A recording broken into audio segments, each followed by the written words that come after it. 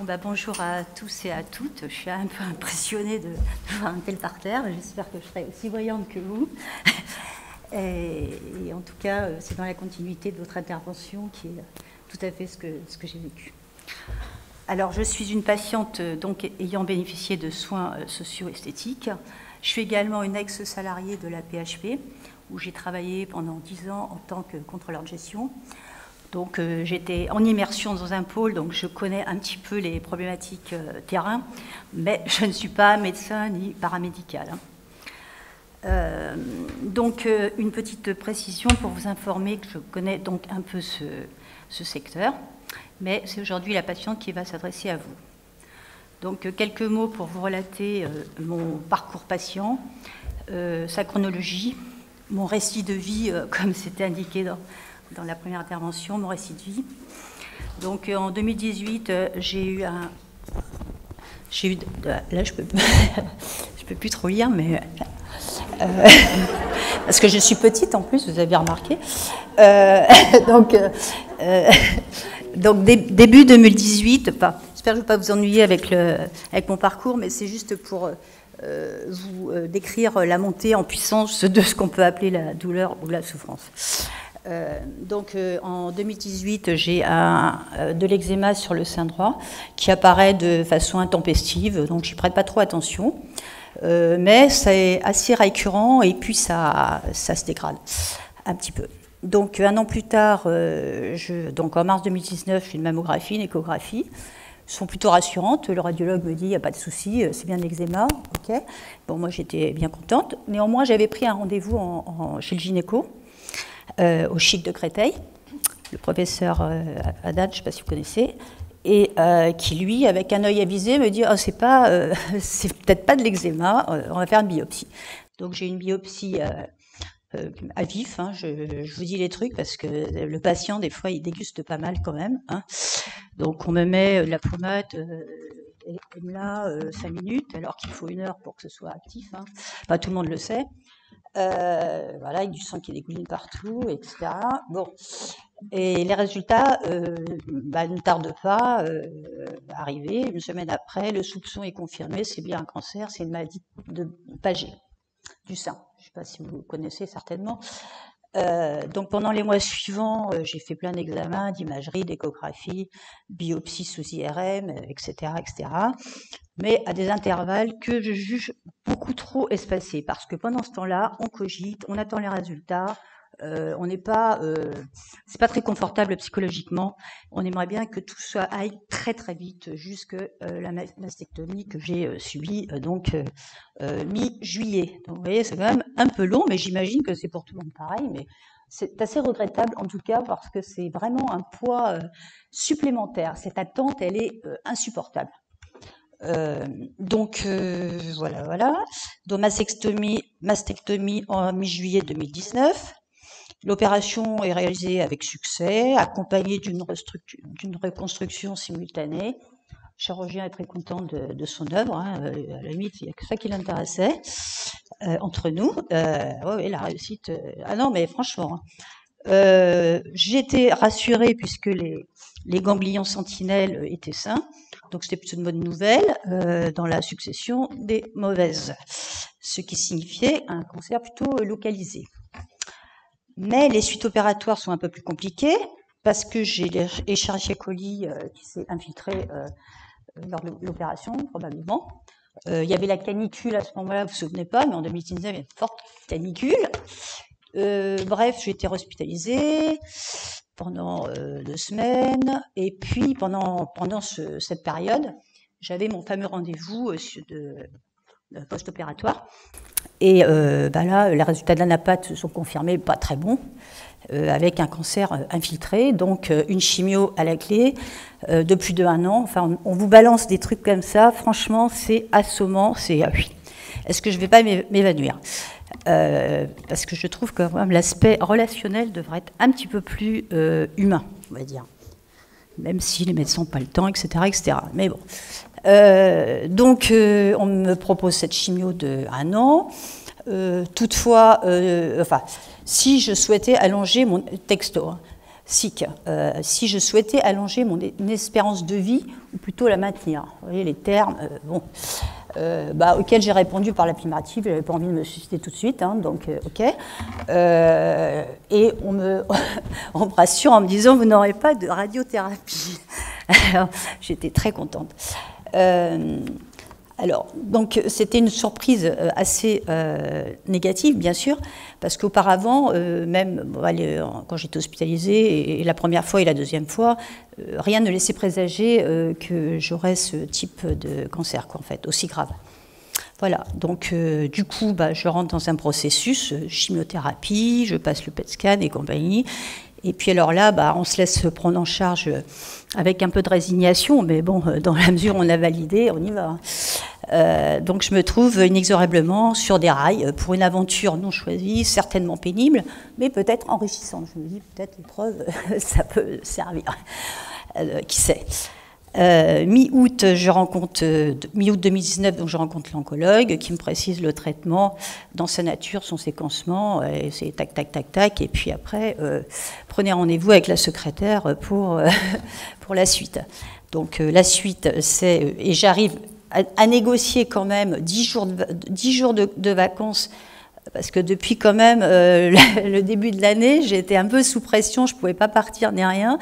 Donc là, je me dis, est-ce que je peux quand même partir 10 jours? C'était non. Et puis après, elle m'a dit OK. Donc j'ai quand même soufflé un petit peu. Donc je vois sa secrétaire qui me fixe 2 rendez-vous, la pose de la chambre, et puis le rendez-vous avec l'infirmière de coordination. Je ne savais pas ce que c'était, parce qu'on ne vous explique pas vraiment. En tant que patient, je ne savais pas ce qu'elle allait me proposer, cette dame-là. Mais enfin bon, je vais à ce rendez-vous qui se passe en hôpital de jour. Et là, elle me propose donc... ah oui, j'ai oublié de vous dire, tout ce que je vous dis là, c'est pour relater pour vous lister les étapes ou les épreuves successives, toujours plus défavorables les unes que les autres, qu'on peut vivre déjà jusqu'à la phase chimio. C'est-à-dire que la douleur, l'inquiétude et la souffrance, ça démarre avant le traitement, quoi. Enfin, je ne sais pas, parce qu'on n'en parle pas toujours de ça, mais c'est pas une fois qu'on est à l'hôpital qu'il y a de la douleur et de la souffrance, hein. Il y a tout ce qui est en amont, c'est-à-dire tous les examens qui sont pas toujours très très très cool en tout cas. Donc voilà, donc avant les premières séances de chimio et dans le cadre des soins de support, j'ai rencontré cette infirmière de coordination de l'HDJ du service d'oncologie. Cette dernière est chargée, ça vous le savez, mais moi je ne le savais pas, cette dernière est chargée de proposer à des patients souffrant du cancer, enfin qui vont avoir une chimiothérapie plus précisément, différents types d'accompagnement. Donc un soutien psychologique, un suivi diététique, l'ostéopathie, sophrologie, gymnastique, atelier de bien-être et socio-esthétique.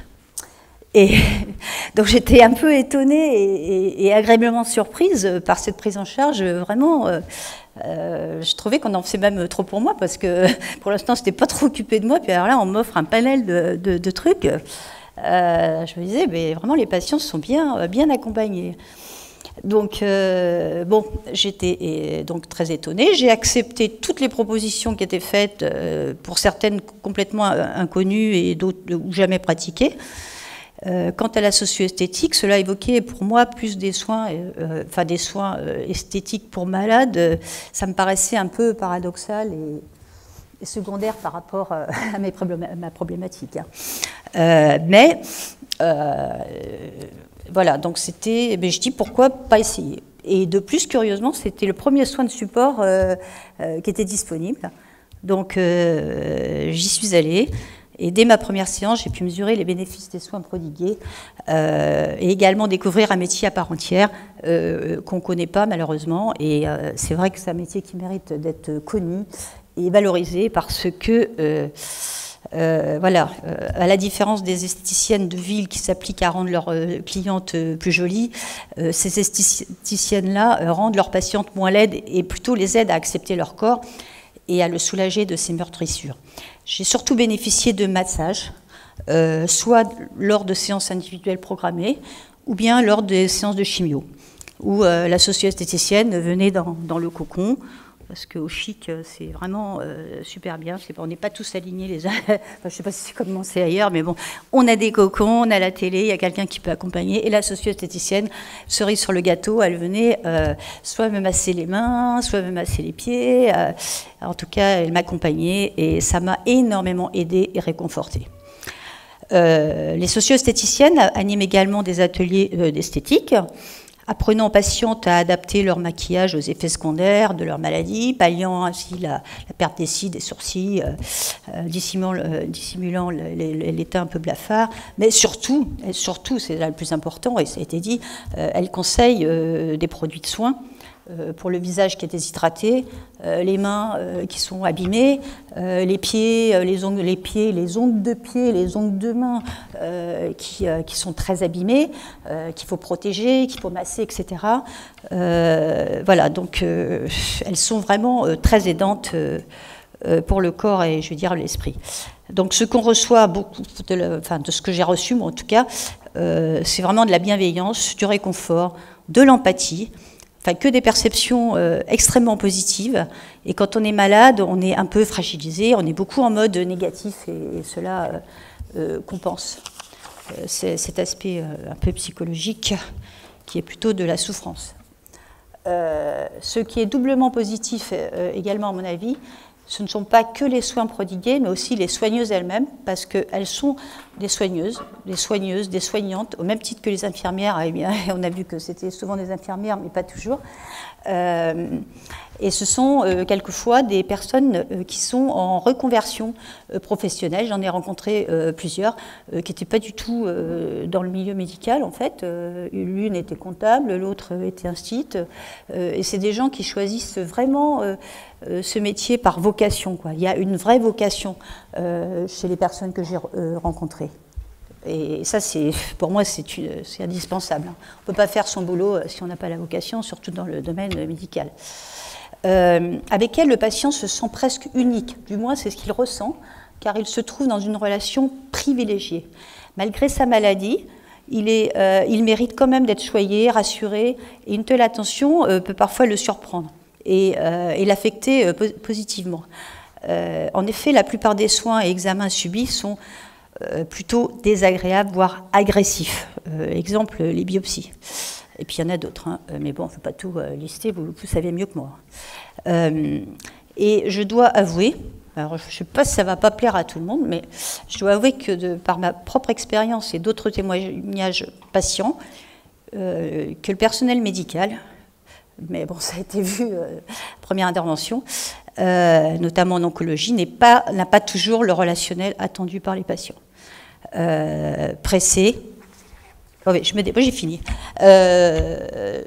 Probablement, ce qui n'est pas le cas du personnel paramédical, qui d'ailleurs doit y pallier en augmentant de ce fait une charge mentale déjà bien saturée.